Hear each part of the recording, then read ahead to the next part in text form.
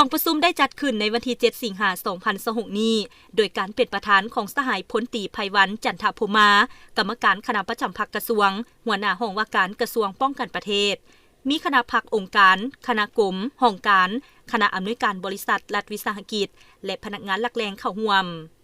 สหายพลจัตวาไสยศรแก้วโยธีคณะพรรคองค์การหัวหน้ากลุ่มค้นคว้าสังรวมได้ขึ้นผ่านบทสรุปการจัดตั้งปฏิบัติเวียกงานซึ่งได้ยกให้เห็นผลสำเร็จอันพ้นเด่นในหลายโครงเขตตลอดระยะ6 เดือนผ่านมา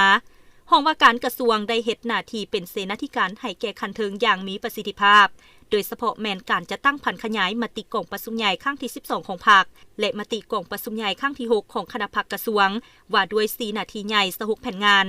รับประกันความสงบปลอดภัยได้อย่างหนักแน่นโดยเฉพาะการติดตามป้องกันการนำขั้นสูงสำนักงานองค์การพร้อมทั้งเอาใจใส่ศึกษาอบรมการเมืองนำพาแนวคิดให้พนักงานนักรบมีความอุ่นเอียนทุนเทียงมีสติต่อการจัดตั้งและต้านกลอุบายของกลุ่มคนบ่หวังดีด้านเวียกงานพัวพันต่างประเทศสืบต่อเสริมขยายสายพัวพันอย่างตั้งหน้ากับบรรดาประเทศเพื่อนมิตรยุทธศาสตร์เซนสาธารณรัฐสังคมนิยมเวียดนามสาธารณรัฐประชาชนจีนสหพันธ์รัสเซียและบรรดาประเทศอาเซียน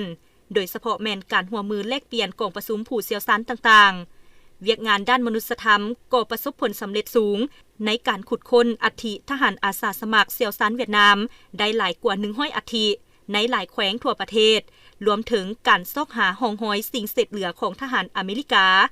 เวียกงานคุ้มครองเศรษฐกิจก็มีความคืบหน้าได้สำเร็จการเซ็นบทบันทึก MOU MOA 4 โครงการ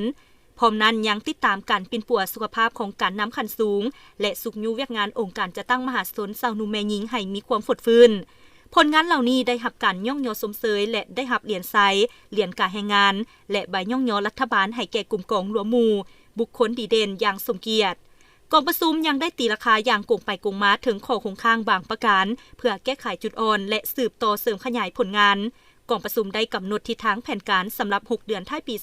2026โดยมีจุดสูงยกสูงบทบาทการนำพาของพรรคยูแหงการสร้างหน่วยพรรคปลอดใสเข้มแข็งหนักแน่นและสร้างกลมกอง3ปอดให้บรรลุห้อยส่วนห้อยพร้อมทางต้านและสกัดกั้นปรากฏการณ์ย่อท่อต่างๆสร้างความเข้มแข็งด้วยตนเองเสิร์ชสู่น้ำใจเพิงตนเองกุ้มตนเองและประหยัดมัธยัติโดยสุ่มใส่ยูแหงการผลิตและบริการเพื่อยกระดับชีวิตการเป็นอยู่ของกลุ่มกองปรับปรุงแบบแผนเฮ็ดเวียกจัดตั้งพันขยายมติต่างๆของพรรคให้ปรากฏผลเป็นจริง